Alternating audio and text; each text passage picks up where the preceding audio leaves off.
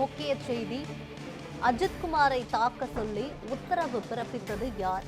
தனிப்படை காவலர்களிடம் சிபிஐ அதிகாரிகள் சரமாரி கேள்வி எழுப்பி வருகிறார்கள்.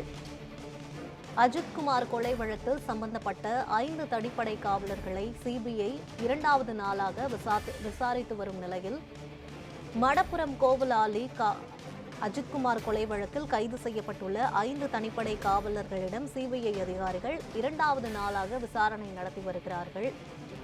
இதுகுறித்த கூடுதல் விவரங்களை வழங்குவதற்காக செய்தியாளர் பாண்டியன் இணைப்பில் இருக்கிறார். பாண்டியன், அஜித்குமார் கொலை வழக்கில் 2வது நாளாக சிபிஐ தரப்பில் விசாரணை நடத்தப்பட்டு வரும் நிலையில் கொலையாளிகளாக கருதப்படும் அந்த 5 தனிப்படை போலீசார்கள் தரும் விளக்கங்கள் என்ன? விசாரணையில் தெரிய வந்தது என்ன? சொல்லுங்க.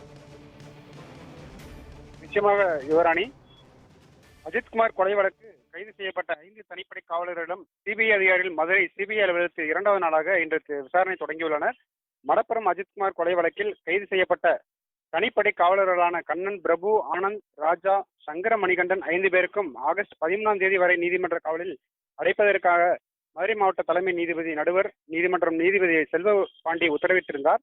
இதனிடையே 5 பேரையும் நேற்றும் இன்றும் 2 நாட்கள் காவலில் எடுத்து விசாரிக்க சிபிஐ அதிகாரிகளுக்கு நீதிமன்றம் உத்தரவிட்ட நிலையில் மதுரை ஆத்திக்குளம் பகுதியில் உள்ள சிபிஐ அலுவலகத்தில் சிபிஐ அதிகாரிகள் 5 தனிப்படை காவலர்களிடமும் தனித்தனியாக விசாரணை நடத்தி வருகின்றனர். சிபிஐ அதிகாரிகள் 23 நாட்கள் நடத்திய விசாரணையில் சாட்சியங்கள் அளித்த தகவலின் அடிப்படையில் ஜூன் 27 மற்றும் 28ஆம் தேதி நடைபெற்ற சம்பவம் குறித்தும் 5 தனிப்படை காவலர்களிடமும் விசாரணை நடத்தி வருகின்றனர்.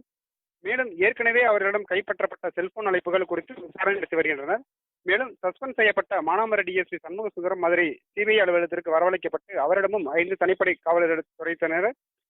காவல்துறையினர் அளிக்கும் தகவலின் அடிப்படையிலும் விசாரணை நடத்தப்பட்டு வருகிறது. இன்று 2வது நாள் விசாரணை முடிவடைந்த பின்பாக இன்று மாலை நீதிமன்றத்தில் மீண்டும் 5 தனிப்படை காவலர்களை நீதிமன்றத்தில் சிபிஐ அதிகாரிகள் ஆஜர்படுத்த உள்ளனர்.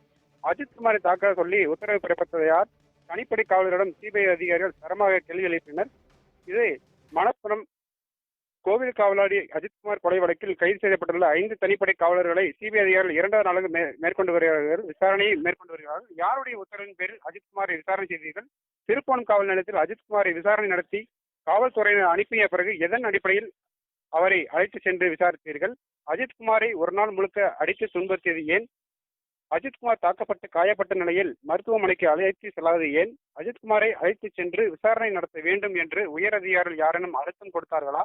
அஜித்குமாரை எந்தெந்த இடங்களிலெல்லாம் அழைத்து சென்று விசாரணை மேற்கொண்டீர்கள்? அஜித்குமார் நகையை எடுத்ததற்கான குற்றத்தை ஒப்புக்கொள்ள வேண்டும் என அடித்து துன்புறுத்தினீர்களா என பல்வேறு அடுக்கடுக்கான கேள்விகளை தனிப்படை காவலரிடம் சிபிஐ அதிகாரிகள் விசாரணை நடத்தியதாக தகவல் கூறப்படுகிறது. யுவராணி, விவரங்களுக்கு நன்றி.